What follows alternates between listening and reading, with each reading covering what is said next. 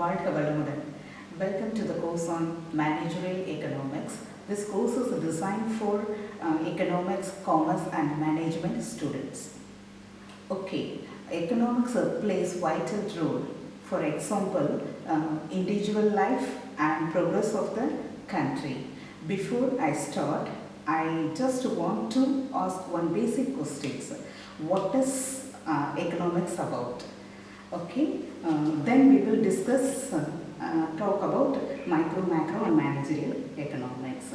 Okay, now what is economics about? As a science of decision making, economic philosophy operates in our daily lives whether we realize it or not. நமக்கு realise ஆகுதா இல்லையாங்கிறது நமக்கு தெரியல. இப்போ ஒரு economics அப்படிங்கிறது என்ன அப்படின்னா, கீழே அடிமட்டத்தில் இருக்கிற ஒரு நபரில் இருந்து நாட்டோட இல்லை உலகத்தோட பெரிய பணக்காரர் வரைக்கும் இந்த எக்கனாமிக்ஸ் அவர்களை இயங்கிக்கிட்டு தான் இருக்குது. இது எல்லாருக்குமே தெரியுதா தெரியலையாங்கிறது நமக்கு தேவையில்லாத ஒரு விஷயம். ஆனால் எக்கனாமிக்ஸ் நம்ம எல்லாரோட நடவடிக்கைகளையும் இருந்துக்கிட்டு தான் இருக்குது. ஸோ இதை பற்றி நம்ம தெரிஞ்சுக்கிறது. நான் economics students also know about this topic. Okay, then இப்போ நம்ம ஒரு கிளியர் எக்ஸாம்பிள் கொடுக்கறதுக்காக இப்போ ஒரு டாபிக் நான் எடுக்கிறேன். என்ன டாபிக் அப்படின்னா, இப்போ நம்ம ஸ்டூடெண்ட் எல்லாமே பார்ட் டைம் ஜாப் போய் மணி ஏர்ன் பண்ணுறாங்க. So you are doing part time job on weekend, you earn 1000 rupees. So உங்கள் பேரண்ட் வந்து உங்களுக்கு பெர்மிஷன் கொடுத்துட்டாங்க, நீங்கள் தான் ஏர்ன் பண்ணீங்க, இந்த மணியெல்லாம் நீயே ஸ்பெண்ட் பண்ணிக்கோ அப்படின்னு உங்களுக்கு பெர்மிஷன் கொடுத்துட்டாங்க. எப்படிப்பட்ட பேரண்ட்ஸ் பார்த்துக்கங்க உங்களுக்கு. ஸோ ஓகே, அப்போ பேரண்ட்ஸ் உங்களுக்கு பெர்மிஷன் கொடுத்த உடனே உங்களுக்கு நிறைய ஆப்ஷன்ஸ் இருக்குது. You have many options before you. So நீ என்ன ஆப்ஷன்ஸை தேர்ந்தெடுக்க போகிறீங்க, அந்த 1000 rupeesல என்ன ஆப்ஷனை தேர்ந்தெடுக்க போகிறீங்க, என்ன மேம் நீங்கள் யோசிக்கலாம். என்ன இது மணி நான் போய் பார்ட் டைம் ஜாப் பண்ணுறதுக்கும் எக்கனாமிக்ஸ்க்கும் என்ன தொடர்பு இருக்குது அப்படின்னு சொல்லி யோசிக்கலாம். ஆனால் இதுக்கு நல்ல தொடர்பு இருக்குது. ஃபர்ஸ்ட் இந்த ஆப்ஷன், வாண்ட்ஸ், டிசைர், நீட்ஸ், இது எல்லாத்தையுமே நீங்கள் வந்து டிஃப்ரென்ஸ் தெரிஞ்சுக்கணும். ஆப்ஷன்னாலும் என்னென்னா விருப்பம் தான் அர்த்தம், வாண்ட்ஸ்னாலும் நம்மளோட தேவை, டிசைர்னா ஆசை, நீட்ஸ். ஆனால் இந்த வாண்ட்ஸுக்கும் டிசைருக்கும் ஒரு சின்ன டிஃப்ரெண்ட் இருக்குது. என்ன டிஃப்ரெண்ட்னு பார்த்துக்கலாமா? இப்போ வாண்ட்ஸ், நம்ம பார்க்குறது எல்லாத்தையும் நம்ம ஆசைப்படுவோம். ரோட்டில் நடந்து போயிட்டே இருப்போம், ஒரு காரை பார்ப்போம், அந்த காரை வாங்கணும்னு நமக்கு ஆசை வரும். அப்படியே கொஞ்சம் தூரம் போயிட்டே இருப்போம், யாராவது ஒருத்தவங்க பைக் வரும், பைக்கில் வந்துட்டு இருப்பாங்க. ஸோ காரோட ஆசை நமக்கு போயிடும், பைக் வாங்கணும்னு ஆசை வரும். மதுரைக்கு போயிட்டுருப்போம், ஏர்போர்ட்டு தாண்டி போயிட்டுருப்போம். அப்போ ஒரு ஃப்ளைட் வந்து அது லேண்ட் ஆகும். அப்போ அந்த ஃப்ளைட்டை பார்த்தோன்னா நம்ம ஒரு பைலட் ஆகலாமே அப்படிங்கிற ஒரு ஆசை வரும். வாண்ட்ஸ் வந்து இன்ஃபினிட், சரிங்களா? அது என்ன சொல்கிறது, அதுக்கு அளவே கிடையாது. நம்ம வாட்டுக்கு பார்க்குறதெல்லாம் ஆசைப்பட்டுட்டே தான் போவோம். ஆனால் அந்த டிசைருக்கும் வாண்ட்ஸுக்கும் என்ன டிஃப்ரெண்ட்னா, வாண்ட்ஸ் வந்து ஒரு கொஞ்சம் நேரம் தான் இருக்கும், சரிங்களா?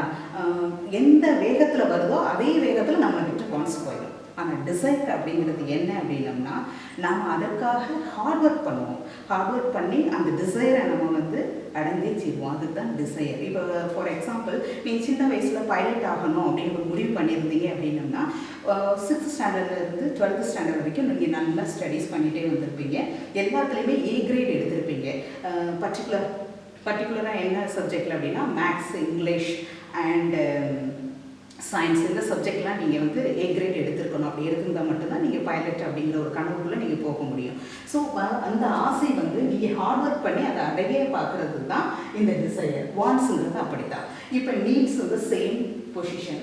இதில் டிமாண்டுன்னு ஒன்று பார்ப்போம் நம்ம. இப்போ டிமாண்டுக்குள்ளே வரல நம்ம, இருந்தாலும் சொல்கிறேன், mere desire is not a demand. டிமாண்டுக்கு நிறைய குவாலிட்டிஸ் இருக்குது. அதுக்கு என்ன குவாலிட்டிஸ் இருக்குன்னா, டிசைர் ஆஃப் த ப்ராடக்ட், ஒரு கன்சியூமர் ஒரு பொருளை விரும்பணும்.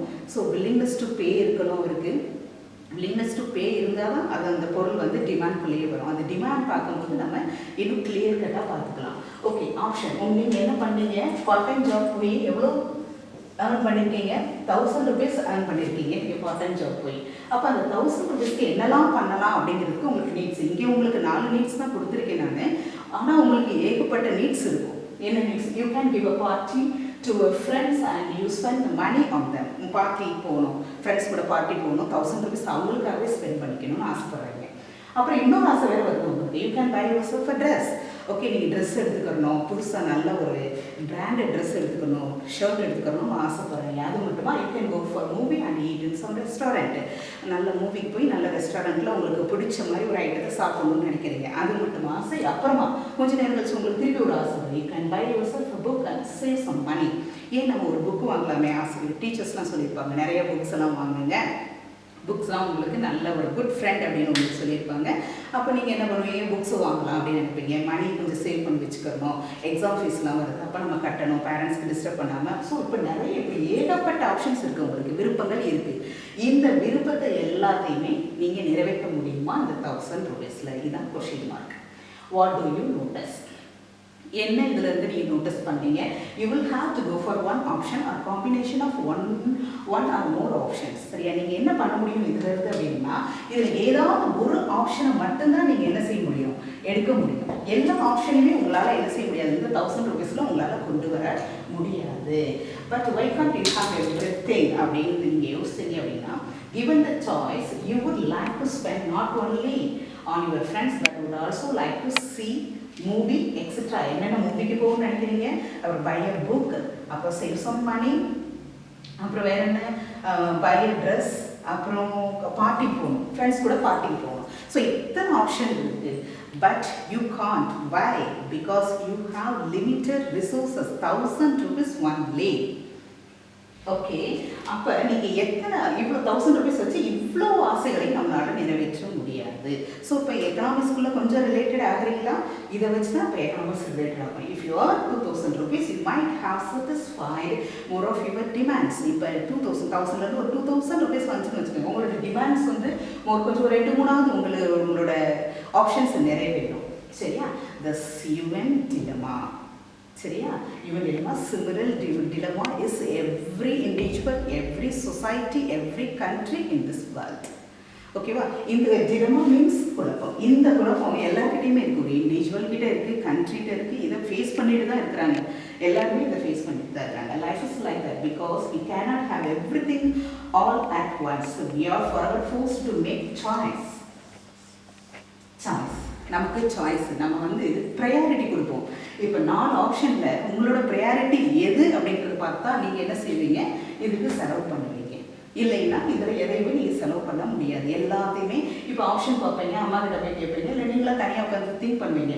ஃப்ரெண்ட்ஸ் கூட போய் பார்ட்டி போகிறதா, நம்ம கஷ்டப்பட்டு சம்பாரிச்ச பணம் பார்ட்டிக்கு போயிடுறதா, ஒரு ட்ரெஸ் எடுக்கலாமே, ஏதாவது காலேஜ் ஃபங்க்ஷன் வந்து நம்ம ட்ரெஸ்ஸு போடலாம், ஓகே ஒரு புக்கு வாங்கலாம், சார் ரொம்ப நாளாக சொல்லிட்டு இருந்தார், இந்த புக்கு வாங்கினா நம்ம நிறையா லேர்ன் பண்ணிக்கலாம் அப்படிங்கிற ஒரு விஷயம் உங்களுக்கு இருக்கும். ஸோ இந்த புக்கு வாங்கிக்கலாமா அப்படின்னு நீங்கள் யோசிப்பீங்க. ஸோ இதெல்லாம் மீறி இதில் எது உங்களுக்கு ப்ரையாரிட்டி இருக்கோ அந்த விஷயத்தை தான் நீங்கள் தேர்ந்தெடுப்பீங்க. நிறைய சாய்ஸஸ் இருக்கும், அது பர்டிகுலராக ஒன்றை நீங்கள் தேர்ந்தெடுப்பீங்க. ஸோ இதுதான் என்னது, எக்கனாமிக்ஸ். ஓகே, இப்போ நம்ம என்ன பார்க்க போகிறோம் அப்படின்னா, what is economics? What is economics? Economics is the study of how society uses its limited resources. என்ன சொல்லியிருக்கேன் அப்படின்னா, limited resources means scarce resources. Scarce resources தான் நம்ம நாட்டில் இருக்குது. அந்த scarce resources எப்படி பயன்படுத்துகிறார்கள் என்பதை பற்றி ஆய்வு செய்வது தான் பொருளாதாரம். சரிங்களா? நீங்கள் எல்லா வளங்களும் நிறையா இருந்துச்சுன்னா நமக்கு இப்போ நீங்கள் ஃபார் எக்ஸாம்பிள் எப்படி நான் லிமிட்டட் ரிசோர்ஸ்ன்னு சொல்கிறேன், இப்போ பெட்ரோல் உங்களுக்கு ஈஸியாக கிடைச்சா எவ்வளோ மணி பே பண்ணி, எனக்கு தெரிஞ்சு ஒரு 35-40க்குலாம் பெட்ரோல் போடுறோம். நான் காலேஜ் படிக்கும் போதெல்லாம் போட்டிருக்கோம் 46-50 அப்படிலாம். இப்போ பெட்ரோல் எவ்வளோக்கு போட்டுட்ருக்கீங்க? ஏன்னா லிமிட்டட் ரிசோர்ஸஸ். அப்போ அந்த லிமிட்டட் ரிசோர்ஸஸ்க்கு ப்ரைஸ் ஜாஸ்தியாக இருக்கும். ஓகேங்களா? அந்த வச்சு எப்படி நம்மளோட தேவைகள் எல்லாத்தையும் பூர்த்தி செய்கிறது அப்படிங்கிறத பற்றி படிக்கிறது தான் economics. Economics is a social science that deals with the production, distribution and consumption of goods and services. Goods and services ன்னு சொல்லுவாங்க. Goods and services means அதாவது ஒரு பொருட்கள் இல்லைன்னா சேவைகளின் உற்பத்தி, பகிர்வு, கன்சம்ஷன், இதை பற்றி இதை எப்படி கையாள்வது என்பதை பற்றி படிக்கிறது தான் எக்கனாமிக்ஸ். இது வந்து ஒரு சமூக அறிவியல்னு கூட சொல்லுவாங்க. நெக்ஸ்ட் நான் வந்து ஃபோக்கஸ் பண்ணுறது என்ன அப்படின்னா, economics focus heavily on the 4 factors of production which are land, labor, capital and enterprises அப்படின்னு சொல்லுவாங்க. இது இப்போ ரொம்ப கவனமாக பார்த்துட்டு வராங்க. சரியா? These are 4 factors that make up economic activities, that make up economic activities. சரியா? In this world. டுடே இது ஒவ்வொன்றும் இப்போ இந்த கேபிட்டல் லேபர் என்டர்பிரைஸ் இது எல்லாத்துக்குமே இப்போ என்ன பண்ணிட்டு இருக்காங்க அப்படின்னம்னா ரொம்ப இம்பார்ட்டன்ட் கொடுத்துட்ருக்காங்க, தனித்தனியாக படிச்சுட்டு இருக்காங்க. இது வந்து ஃபோக்கஸ் பண்ணுறது தான் நம்ம எக்கனாமிக்ஸ். ஓகே, எக்கனாமிக்ஸ் இப்போ எக்கனாமிக்ஸை பற்றி உங்களுக்கு தெரிஞ்சுக்கும். ஸ்கேர்ஸ் ரிசோர்ஸஸை எப்படி நாம் பயன்படுத்தி அதில் வந்து சாட்டிஸ்ஃபை ஆகிறது அப்படிங்கிறத நம்ம எக்கனாமிக்ஸ்ன்னு பார்த்துருக்குறோம். அடுத்து பிரான்ச் ஆஃப் எக்கனாமிக்ஸ் இருக்குது. Micro economics, macro economics and managerial economics அப்படிங்கிற 3 எக்கனாமிக்ஸ் இருக்குது. ஸோ மைக்ரோ எக்கனாமிக்ஸ் அப்படிங்கிறது என்ன அப்படின்னா ஸ்மால் சொல்லலாம். மைக்ரோ எக்கனாமிக்ஸ் அப்படின்னா ஸ்மால். மேக்ரோ எக்கனாமிக்ஸ்னால் நீங்கள் லார்ஜ்னு வச்சுக்கோங்க. மைண்டில் என்ன பண்ணிக்கோங்க, லார்ஜ்னு வச்சுக்கோங்க. Microeconomics studies the economic issues of an individual unit. ஏதாவது particular individual unit form இதை பற்றி படிக்கிறது தான் என்ன அப்படின்னா மைக்ரோ எக்கனாமிக்ஸ். இண்டிவிஜுவல் கன்சியூமர் பற்றி, ஃபார் எக்ஸாம்பிள் இண்டிவிஜுவல் கன்சியூமரை பற்றி படிப்பாங்க, ப்ரொடியூசரை பற்றி படிப்பாங்க. ஃபார் எக்ஸாம்பிள் இப்போ ஆட்டோமொபைல்ஸ்னு எடுத்துக்கோங்க.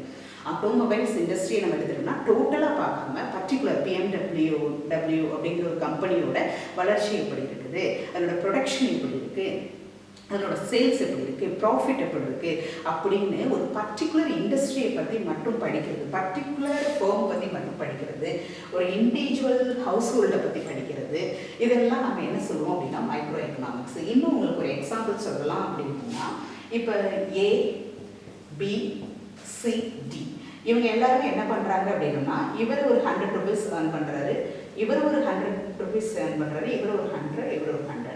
இது இவங்களோட ABCDயோட இன்கம். சரிங்களா? இந்த இன்கம் மட்டும் இவரோட பர்டிகுலர் இன்கம் மட்டும் நம்ம பார்த்து படிக்கிறது வந்து மைக்ரோ எக்கனாமிக்ஸ்.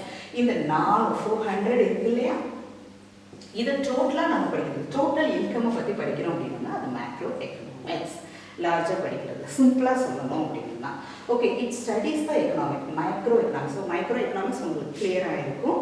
இப்போ மேக்ரோ எக்கனாமிக்ஸ் என்ன அப்படின்னா it studies the economic issues at the level of an economy as a whole. முழுசாக படிக்கிறது. இப்போ உங்களுக்கு நிறைய இஷ்யூ போயிட்டுருக்கோம்.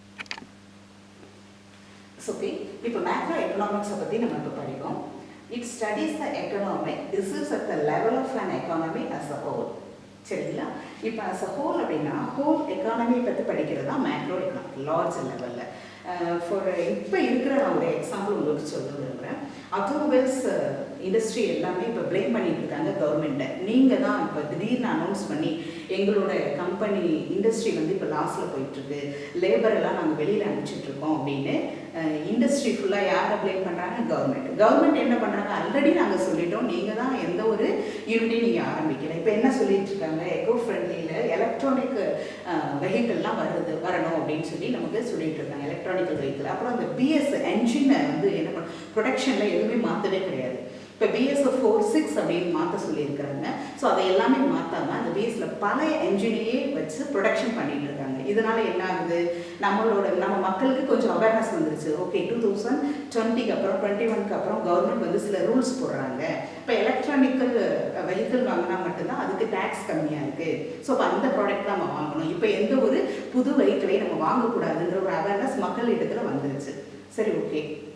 அப்போ என்ன பண்ணியிருக்கணும்? இந்த இண்டஸ்ட்ரி முன்னாடியே அனௌன்ஸ் பண்ண மாதிரியே மாற்றிருக்கணும், மாற்றலை. இப்போ இது மாதிரி இங்கே மட்டும் கிடையாது, இங்கேயே வாங்கலை அப்படின்னா டெவலப்டு கண்ட்ரீஸில் எக்ஸ்போர்ட்டும் நமக்கு ஐடியா இருக்குது.